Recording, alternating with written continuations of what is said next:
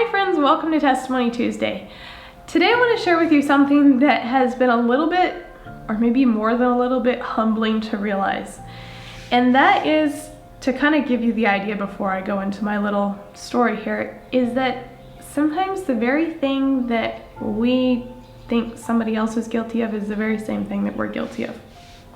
So to kind of give the little story here, there was an incident not too long ago where somebody was sharing with me something about how they didn't like what so-and-so was doing or the way their ideas or whatever, and it was like kind of started bugging me because it was like, man, it just seems like they're so focused on that and they don't see that they are doing pretty much the same thing.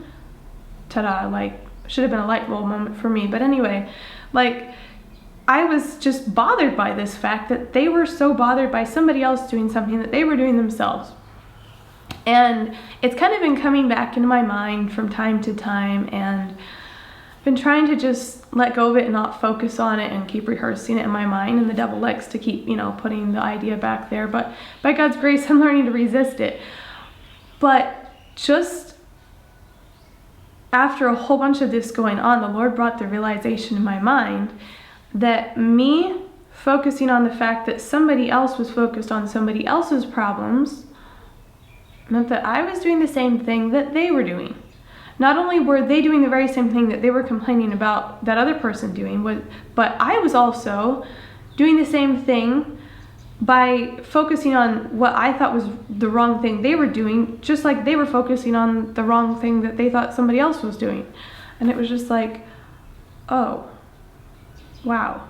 Like, what a trap of the devil, because he knows these things are, things that we shouldn't do, but yeah, we need to recognize that they're wrong and not like repeat what other people do, but to focus on the fact that somebody else is doing something wrong is not going to be helpful. And often it's just means that we are doing the same wrong to ourselves and dishonoring God in the same way that we are begrudging the fact that they're doing. So, and a verse that kind of really brings that home is Romans chapter 2, verse 3. And thinkest thou this, O man, that judgest them which do such things, and doest the same thing, that thou shalt escape the judgment of God? In Matthew chapter 7, Jesus also talked about judge not, that ye be not judged.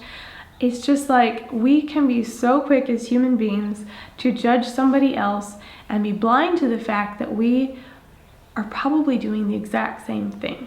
So for me, here's the challenge of when I see a fault in somebody else, and God has given me multiple opportunities for this in the last few weeks and months.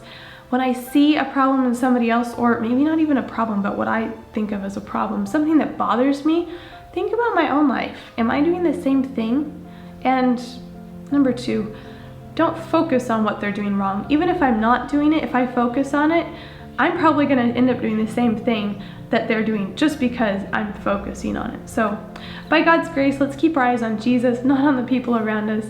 And by His grace, we can also overcome those problems in our own lives.